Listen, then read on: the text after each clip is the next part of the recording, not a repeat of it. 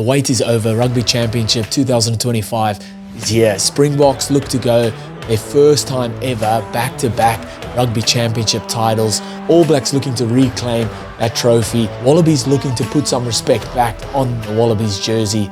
And if Argentina go better than they did last year, they'll be looking to grab their first ever Rugby Championship trophy. Before we get into it, let me know in the comments, what are your predictions for round one of the Rugby Championship? Who's your players to look out for? Who are you supporting? Who's your second team? Are you playing fantasy rugby? I'll leave the KO Cup code in the comments or put it down at the bottom over here. Join in weekly videos of rugby fantasy. I think I know a lot about it, but definitely don't. Let me know what you guys' thoughts are in the comments. Hit that subscribe if you haven't already. Let's get into it. All right, so all teams have been announced. It's the day before the Rugby Championship 2025.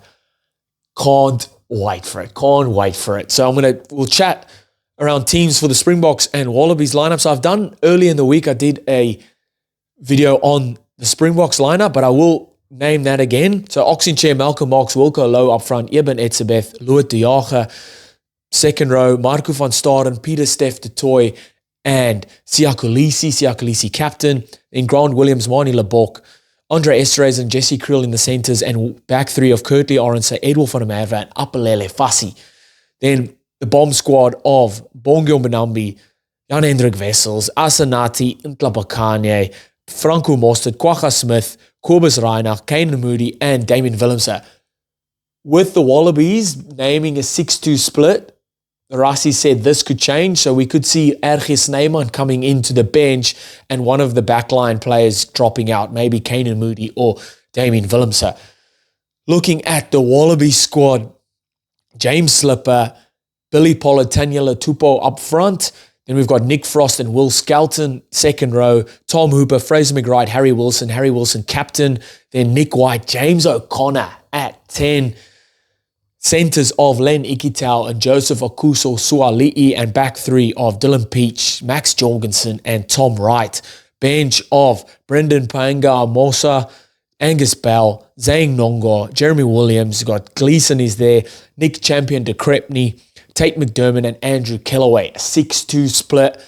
Joe Schmidt going big, going bold, going hard, and matching fire with fire. Sending his own snake down the snake hole. I absolutely love that. Like Rassie also said, because Rassie named his Springbok squad on Monday early in the week, and if Wallabies came out and named a 6-2 split, that he would change it to match up with that. So I'm guessing that's going to happen. It hasn't been confirmed yet, but RG's name will probably come in.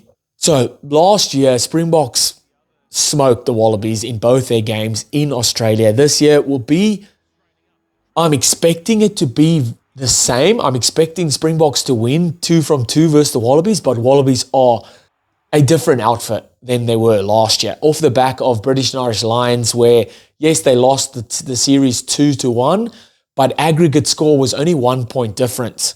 It's their second year with under Joe Schmidt, sort of finding their identity of how they want to play, very focused on the breakdown, securing their own ball and disrupting the opponent's breakdown, something that the Springboks will be looking to counteract as well. You've got guys like Marco van Staden in there, Peter Steph de Toy, Siakolisi, even Malcolm Marx, guys that are dogs at breakdown. It's been a focus point for the Springboks. Rassie Erasmus said earlier in the week that he knows that how Joe Schmidt plays and likes to play around securing rucks and breakdowns and committing lots of players to the breakdown to secure their ball or to disrupt the opponent's ball.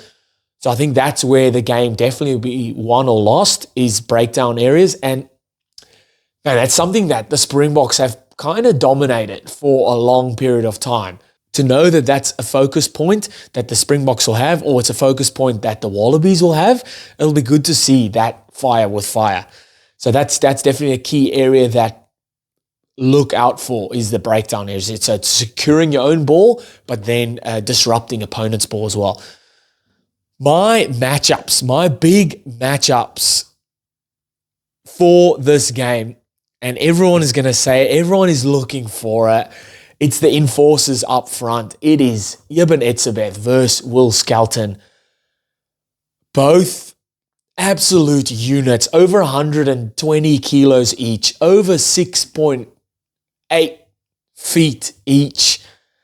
Monsters, absolute monsters, kings of niggle, love to enforce their dominance on opponents. We saw what Will Skelton did versus the British and Irish Lions in the 2 games that he did play. We've seen what Ibn Etzebeth has been doing his whole career for over 120 caps for the Springboks. So these 2 guys meeting, absolutely love it. Something that Eddie Hearn, the boxing promoter, would want to. He would push this. On pay-per-view, get these guys heavyweights in the ring.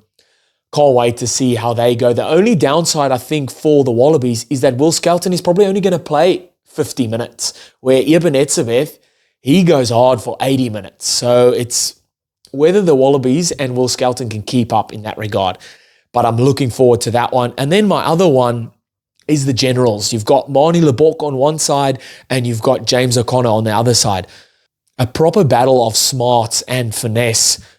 Both players looking to dance on that fine line of not overplaying your hand, but also then playing what's in front of you and backing yourself. The experience of James O'Connor versus the skill of Marnie Lebok versus the up-and-comer of Marnie Lebok. That 10 jersey for the Springboks is not cemented yet. He's got Sasha Feinberg and Handré Pollard pushing their case as well. So he'll want to he gets his first opportunity or gets their first opportunity in the Rugby Championship. He'll want to put his hand up here for that Springbok 10 jumper, and what a clash that is going to be. Obviously, whoever's forwards get the dominance is going to help the 10s do their job, but looking forward to that one. That's my 2 key matchups. Breakdown is where I see the game's going to be won or lost. I think Springboks too strong for this one. I say Springboks 10. I'm still on the Springboks 10 plus in an absolute game and a half for sure. Now jumping over to Los Pumas versus the All Blacks in Argentina. A game where the All Blacks don't want a repeat of last year's opening round of the Rugby Championship where Argentina beat them on home soil. All Blacks don't want that at all. A tougher game going over to Argentina to play the Los Pumas in Argentina. You know, passion will be there, emotion, the support, local support. There'll be songs sung, the waves will be flagging, there might even be the big fences up to guard the player or the fans from throwing things onto the field. Who knows? It can be a hostile environment, but it's going to be a cracking game. So looking at the Los Pumas side, you've got Vivas, Montoya, and Delgado up front. You got Molina and Robiello in the locks, and in the back row of Matera, Crema, and Oviedo. I'm hoping I'm doing those names justice. And in the back line, you've got Garcia and Albonos, Chocobaras and Sinti in the centers, and then back three of Delgai, Iskro, and Juan Cruz Malia. Captain by Montoya, the stalwart up front. And then you've got on the bench, Ignacio Chaparro, you got Joel Sclavi's there, Guido and Gonzalez, Juan Martin Gonzalez, you've got Cruz Benitez Cruz. Jeez, guys, I'm doing my best here. Los Pumas fans, I apologize. And then Santiago Carreras and Justo Picado in the backs. Then jumping over to the All Black squad. Oh, man, this is a squad. You've got Ethan de Groot and Fletcher Newell and Cody Taylor up front, Scott Barrett and Fabian Holland in the locks, Tupovai, Duplessis Karifi, and Ari Savia back row, and then the back line of Cortez Ratima, Bowden Barrett, Geordie Barrett, and Billy Proctor in the centres, and then back three of Rico Ioane, Sevu Reece, and Will Jordan. On the bench, you got Samasoni Tokiao, Ollie Norris, Pasilio Tossi, Patrick Toipolotu, Samapeni Finau, Finlay Christie, Anton Leonard-Brown, and Damian McKenzie. Strong side. I thought they might go with a 6-2 split, but they've gone with a conventional 5-3 split. And this game is going to be big. Like I said, All Blacks don't want the same start to the Rugby Championship as they had last year versus Argentina, where they lost on New Zealand home soil. This is going to be a big one in Argentina, where I see the game won or lost, just 1 point, set piece, and more directly the lineouts. All Blacks base a ton of their attack off lineouts. Now that they've got genuine options at lineout time, we saw in the French series, Beauden Barrett was happy to kick corners, plug corners, because he's either going to kick the ball out and All Blacks can contest the lineout, or he's going to keep the ball in field. French kicked the ball out, and then there was a lineout again. When you've got threats like Scott Barrett, Fabian Holland, Tupovai, Ari Savia is an option at lineout time as well. You've got 4 options at lineout time. You're going to get your ball. And with Fabian Holland being 2 point how many meters tall, he's going to disrupt the opposition's ball as well. So if Argentina can disrupt All Blacks lineout, that'll go a long way in disrupting their whole attack system, and then good push for them to do well to win that game. All Blacks, if they keep their lineouts, they win 90, 100% of their lineouts and disrupt Argentina's lineouts. Man, good luck trying to stop them, because like I said, they run lots of their attack shape off lineouts, and it's your prime set piece to attack from, because your 20 meters, your attack line is 20 meters away from their defense. There's so much space there, so much time to run your moves. Like I said, All Blacks run a lot of their attack off lineouts. My key matchups for this one. Up front first, it's the 2 big guys, the lead by example guys. You got Pablo Matera on the one side and Ari Savia on the other side. The proper definition these 2 guys is do what I do, not what I say. Because these guys lead by example. Always a massive battle when these 2 meet. They literally, those guys that are climb on my back and I'll lead the charge. You just follow along. They are outstanding, and whenever they play well, their team usually plays well and usually wins then as well. And then in the backs, I've got the game breakers, the fullbacks. So Juan Cruz Malia and Will Jordan.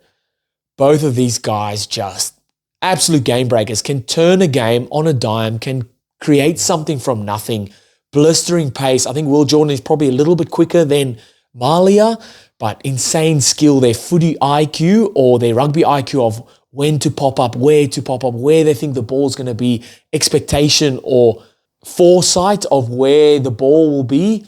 They read those plays outstandingly well on attack and defense. So while your attack at fullback needs to be great, you need to know when to insert yourself into the line, when to pop up, where to pop up. On defense as well, defending those kicks, catching those kicks in the air, getting up, contesting those contestable kicks.